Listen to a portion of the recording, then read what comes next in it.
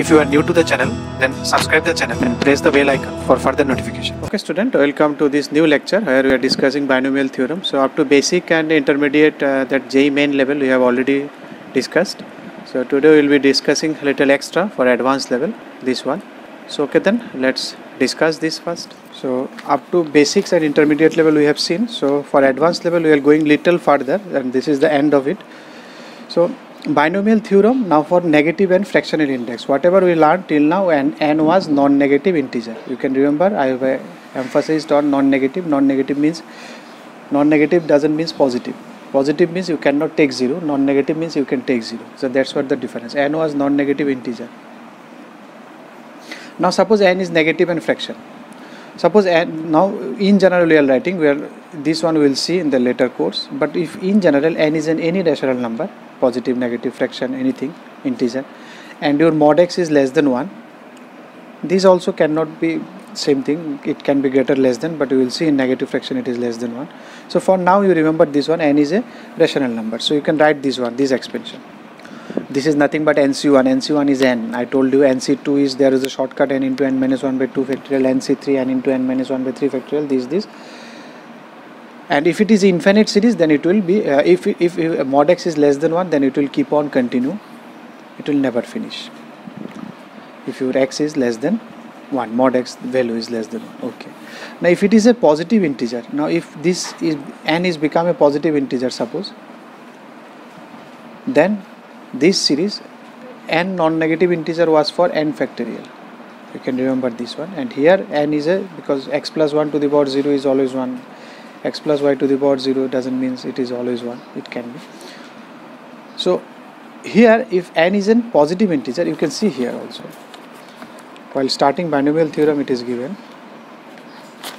you see x and y should be real and x should be a natural number, that is positive integers. Here it was.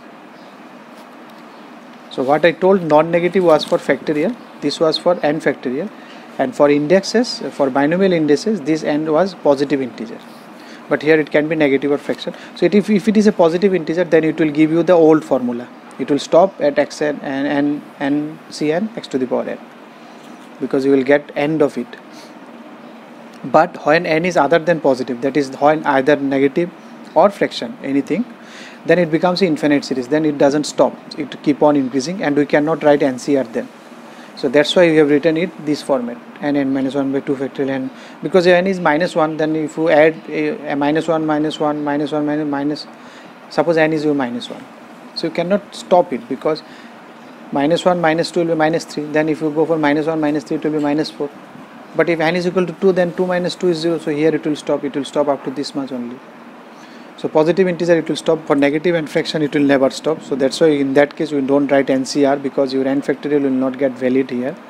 So you write this formula only, that's why this formula is written. So you remember these expressions. These are 4 expressions which are you commonly will be dealing with in lots of other applications also.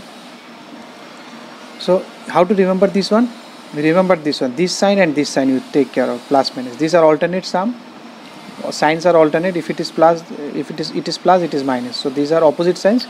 So alternatively your answer will also come, plus minus plus minus. So 1 minus, then 1 minus x plus x square minus x square will come. When both are negative, then it becomes all positive. Similarly, if you say 1 positive 1 negative, plus minus plus minus. If it is 2, then 1 2 3 4. Don't think that if it is 3, then 3 4 5 6. No, for 3 it will be different. No need to remember that much. Both are minus, then it is plus, so 1 plus 1 2 3 4, it will keep on. And all this case you remember these infinite series, all these series are for mod x less than 1, this series.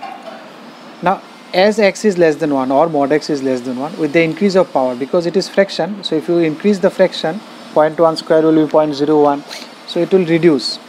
If you increase the power of x, the value of x to the power n will decrease, because fraction, if you multiply fraction, if you take power of fraction, it becomes more less. 0.5 square will become 0.25. So it will become more less. 0.25 square will become 0.0625. So it will be further reduced. So in some cases you will see that we will be using this approximate also. So instead of writing whole things, the whole series, we will write only up to this much. This higher order of x we will neglect it, because it will be more smaller and smaller. So these will be my significant value. So that's why it is approximated equal to 1 plus nx. One series is there, you can remember this series also, e to the power x series, exponential series, which is also a very important series. 1 x by x, 1 factorial, x square by 2 factorial, x cube by 3 factorial. E is an irrational number like your pi, which is 2.7181. Pi is 22 by 7, it is not exactly 22 by 7. Had it been exactly 22 by 7, we could have seen it is a rational number.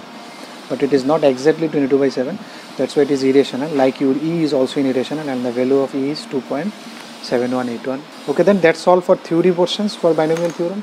If you liked the video, then press the like button and please give your valuable comments in the comment section.